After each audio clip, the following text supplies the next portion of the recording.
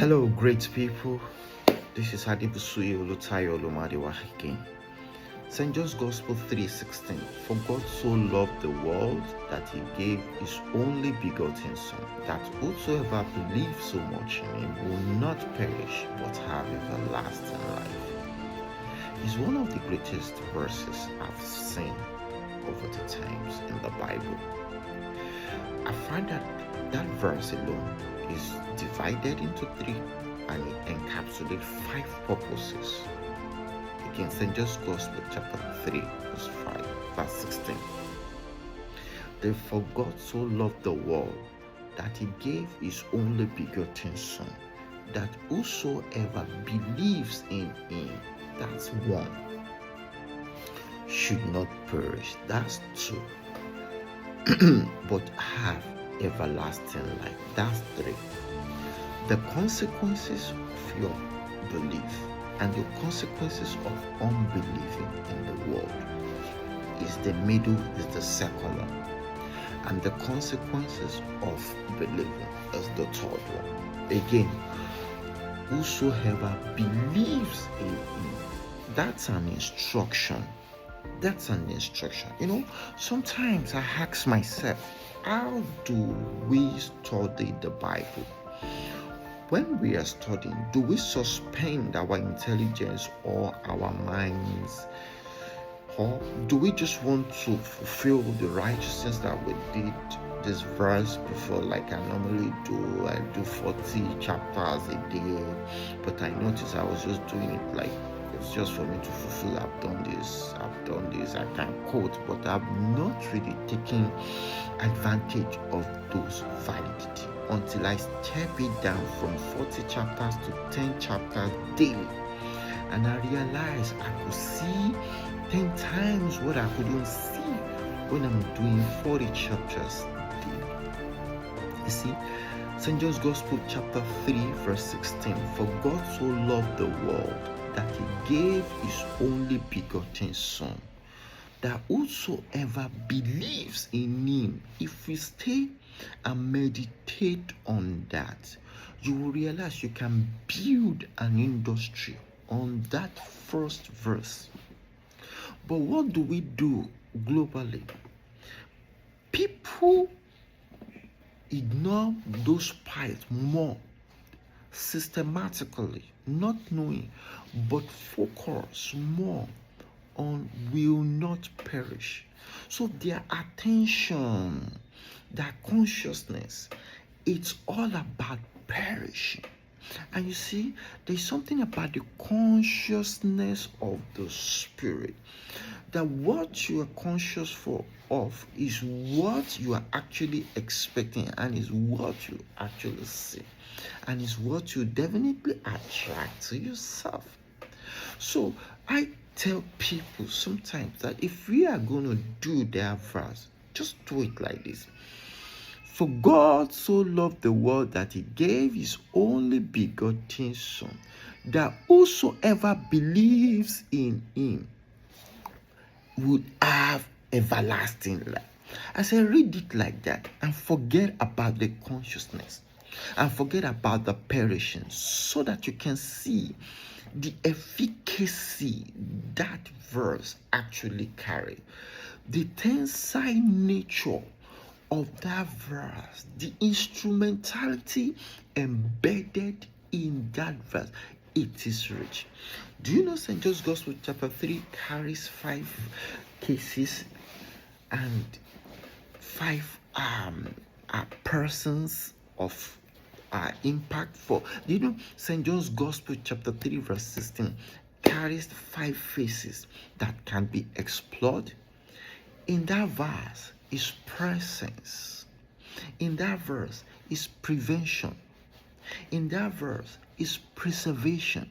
In that verse is plantation.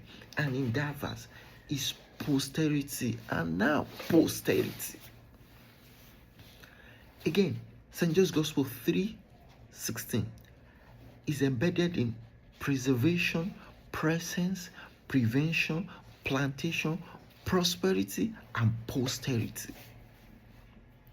So if you focus more on the perishing arm of the birds, that means you are excluding yourself more of his presence, the person of Jesus Christ. The prevention arm, it can speak to you and you can see things ahead and change it. The preservation man, it can preserve you so that you will never be a victim. They can plant you in your place of honor, that you become a city set upon the hill that can never be hidden. The posterity that you are looking for, posterity, I'm talking about legacy, it will teach you, and the prosperity, it will bring it to you, learning the cycle of prosperity that we just shared earlier. People, product, place, presence, places, power. These are all gotten from St. John's Gospel, chapter 3, verse 16. As we progress in this journey of St. John's Gospel 3:16, I'm going to break it down for you. The presence that surrounded, encapsulated in St. John's Gospel 3:16. I'm going to break the prevention arm of it that must be worn daily out so that we can see. I'm going to share the preservative part embedded in the surgical part of the first arm, that whosoever believes in him. I'm going to share the planting part, why you must be rooted in the word itself. The prosperity part is in the last part, which is the top, eternal life. I'm going to share the totality of it, the manifold wisdom that gives you eternal life, and the posterity. I'm going to talk about that as well, so that you will know when they ask you, give your life to Christ. Nobody is trying to cajole you or sweet talk you to just be a Christian. It means that person has seen something spectacular about you. That person has seen something unique about you. That person has seen something exceptional about you, but you are not seeing it. You know, you cannot see the back of your head.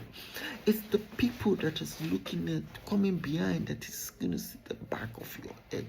So, but they know that the only way you could actualize this thing is you have to deprogram and remove some programming and reprogram yourself in order for you to get to that point.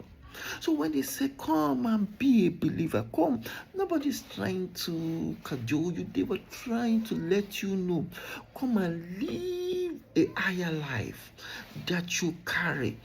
Many of us, there's a lot of things we carry that we never knew that we have such a thing in us. And the only way we could know is when we come to Christ. Because in him we live, in him we move, in him we have our being. And we're going to exercise the highest form of life that we are designed to exhibit in this present world. So that is why the prayer of salvation matters. The prayer of salvation, it's about commitment to yourself. That I want to live a life of purpose. I want to live a life of glory. I want to be who I'm destined to be. But if you do not accept, there's going to be a disconnection. Sometimes you find yourself outside of yourself because you've not gotten the rudiment, the efficacy that you carry. Hey, brother, you actually carry power. You carry power, and you deserve the best for yourself.